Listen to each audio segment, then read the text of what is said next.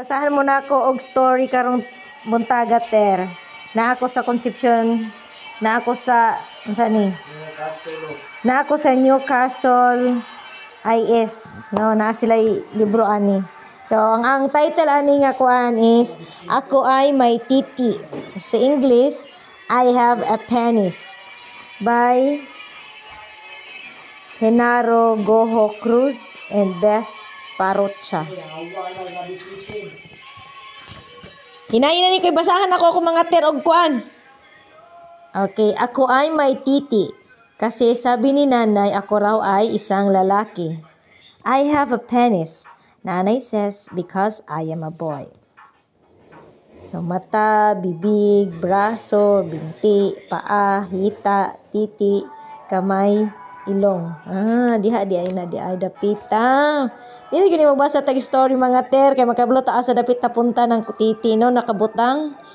Kapag naliligo ako, sinisiguro ni nanay na ito'y malinis.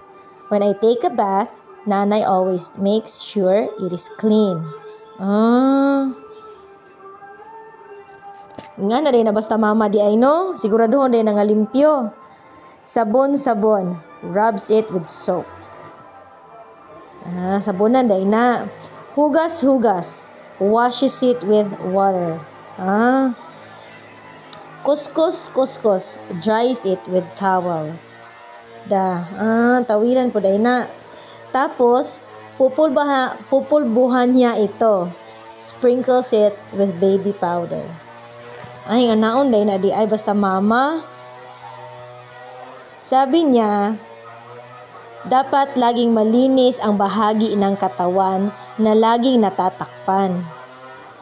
She says, we should always keep clean the parts of our body that are hidden from sight.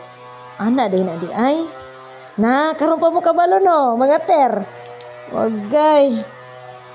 Susuotan ako ni nanay ng malinis na salawal. Presko ang pakiramdam ko. Nanay then gives me clean undies to wear. I feel refreshed. Mag-brief di ay, mag-brief. Hinahawakan ko ito tuwing umiihi ako sa arinolang maliit na binili ni tatay. I hold it every time I pee on the little potty tatay bought for me. Iba-iba ang nangyayari sa aking titi. Tuwing naiihi ako, bumubukas itong parang gripo. Ay, ano din na di ay? Different things happen with my penis. Every time I pee, it opens like a faucet. Tinood ni? Roger! Minsan naman, kakaunti, ilang patak lang ang lumalabas. Sometimes I pee so little, out comes a few drops only. Tulad ng aking mga mata, ilong, bibig at mga tainga, aalagaan ko raw ang aking titi, sabi ni nanay. Bahagi ito ng katawan na talagang mahalaga. Like my eyes, nose, mouth, and ears, Nana says, I have to take care of it as a part of my body. That is really important to me. Ako ay may titi kasi ako ay isang lalaki. I have a penis because I am a boy.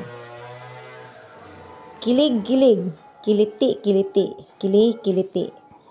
Feel so ticklish, feel so giggly. Gilok po day na di ay?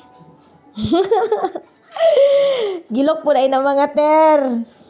Kapag natutulog ako, parang tulog din ang aking titi. Kuluntoy ito. Kulo-kulubot. Sinliit ng bagong pisang sisiw.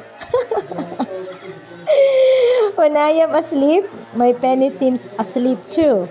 It's shriveled up, all wrinkled, all small as a newly hatched chick.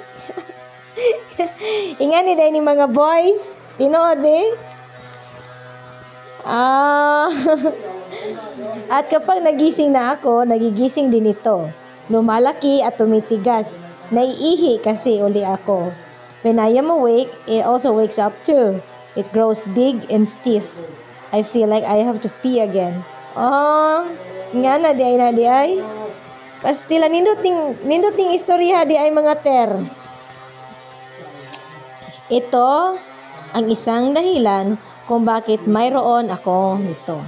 This is one reason why I have one. So pila day kabuok na ay duha. Okay, mga bahagi ng katawan ng lalaki, mata, bibig, braso, binti, paa, hita, kamay, ilong, at titi. Diha di ay ng titi di ay mga ter. Mga inahan, hugasan biya ninyo ang mga titi sa inyong mga anak ha, base sa story. Sige ngon diha, i-follow ninyo. Unta namoy nakat-on sa akong gibasa karon nga story. Bye.